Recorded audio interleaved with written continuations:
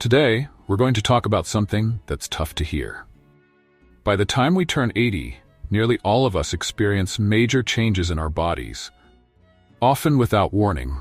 Imagine not being able to press the buttons on your remote, struggling to touch the screen of your smartphone, or having difficulty picking up small items like coins. These changes can feel like an unexpected wall suddenly appearing in front of us. Many of us believe, "I'm fine, that won't happen to me." But our bodies are honest. After 80, our strength can decline quickly. Joints stiffen, and even simple movements like climbing stairs can take much longer. And the most alarming part, these changes are irreversible. No matter the treatments or rehabilitation efforts, past 80, it can be too late to regain these abilities. Recently, I spoke with a couple in their 60s who looked back with regret, wishing they'd made different choices and focused more seriously on their health. But here's the important news. It's not too late. Starting right now, you can still build the strength and skills to stay active, eat independently, and continue enjoying your hobbies well into your 80s. Today, I'll share 5 essential actions to make this a reality. If you want to keep living your life fully, without becoming a burden to loved ones, then stay tuned. Let's start with the first essential step: using your assets wisely. Many of us think, "I want to leave something behind for my kids, maybe at least the house as an inheritance," or "I need to save as much as possible to feel secure about my future." But holding on to this mindset can actually limit the best years of your life. The 20 years after 60 are some of the most valuable, so this is the time to let go of fears around spending and start investing in a fulfilling life now. Here's a way to look at it. Imagine you have $200,000 saved. If you save it all until you're 80, what does that mean? Well, that's money you could have used to enrich your life. Each month, you could have spent $1,000 on hobbies, $800 on enjoying good meals, or $500 on travel. Your savings are there to help you live fully today. Still, some may worry, but what if I run out of money if I live a long life? Here's a simple approach to consider. Let your pension cover the essentials, and see your savings as the bonus that lets you enjoy life.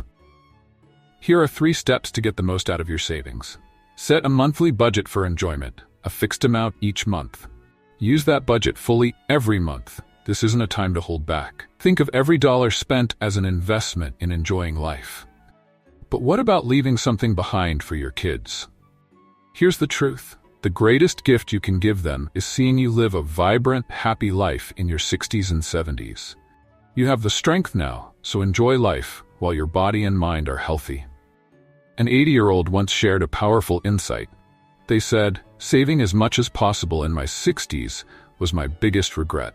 I could have enjoyed my life so much more." To avoid this regret, let's start taking action now. First, get a clear picture of your assets. Review your monthly pension income, and then set aside a monthly budget specifically for enjoyment. This is the smart way to use your assets from your 60s onward. And remember, there's a big difference between spending wisely and wasting money. Use your assets with intention and purpose. That's true wealth. Now, let's move on to the second key point. Stop comparing yourself to others. This is especially important in today's world. Every time you open your smartphone, social media shows you images of former classmates vacationing abroad, friends on luxurious cruises around the world, or neighbors enjoying amusement parks with their grandchildren. It's easy to start thinking, "My pension isn't enough, they're enjoying their retirement, but maybe I made the wrong choices in life." But here, it's essential to pause. Comparing your life to others is a fast track to unhappiness. After 60, comparing lives is like looking at marathon finish times long after the race is over. It doesn't serve you to dwell on the past, especially when it can't be changed. Take the story of Mr. Thompson. He retired at 65 with a modest pension of about $1,500 a month, renting a simple apartment. At first, it was difficult for him to talk with old classmates, hearing comments like, "I get $2,500 a month in pension," or "My condo's value has gone up," or "My kids built a house nearby." These conversations filled him with regret. But then Mr. Thompson realized something vital. No matter how much he envied others' pensions or assets, it wouldn't increase his own. Comparing family situations didn't change his own relationships, so he made a decision to focus on making the most of the life he has right now. He found freedom in renting, no maintenance fees or repair costs. With his $1,500 pension, he learned to value simplicity, finding out what truly mattered to him. Living alone, he discovered he could set his own pace and focus on what he enjoyed. Today, Mr. Thompson barely checks social media. Instead, he takes daily walks, enjoys reading, and has found a new appreciation for life. Once he stopped envying others, he says his own life began to shine. This is one of the greatest secrets to happiness in our later years. Focusing on what we have and appreciating it. When you stop looking at others' lives, you'll find new possibilities opening up right in front of you.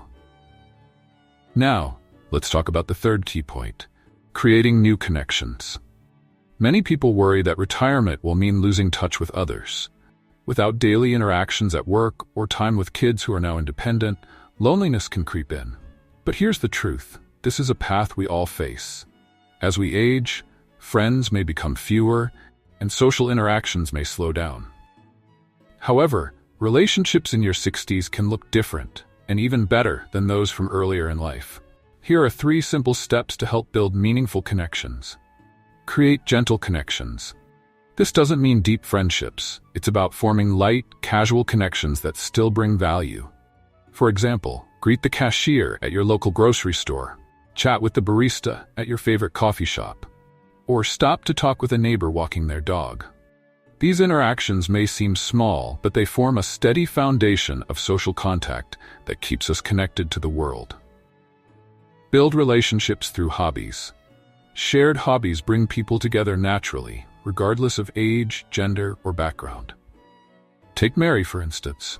She retired at 64 and joined a local pottery class at the community center. She worried at first about fitting in, but she found that just focusing on clay and chatting about her projects helped her connect. It didn't require sharing personal stories, just a common interest in what they were creating. This simple connection felt comfortable and fulfilling. Join online communities. These days, you can connect with like-minded people from your own home. Think about joining an online book club, cooking class, or walking app community.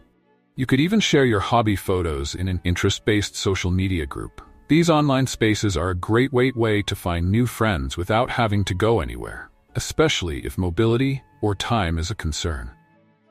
Now, here's an important piece of advice. Don't expect these relationships to look like deep friendships from earlier in life. Instead, keep a comfortable distance and enjoy these connections for what they are. Many people in their 80s say that a little light socializing is all they need. Casual relationships can often last longer and feel easier. And finally, remember to cherish your alone time. Use it to read, listen to music, or explore your hobbies. When you can appreciate this quiet time, it makes social interactions even more rewarding. This is how relationships can flourish in your 60s. It's not about how many connections you have, but about making each one meaningful. And the best part? These connections often come easier and feel more genuine as you age. You can start all of these actions today.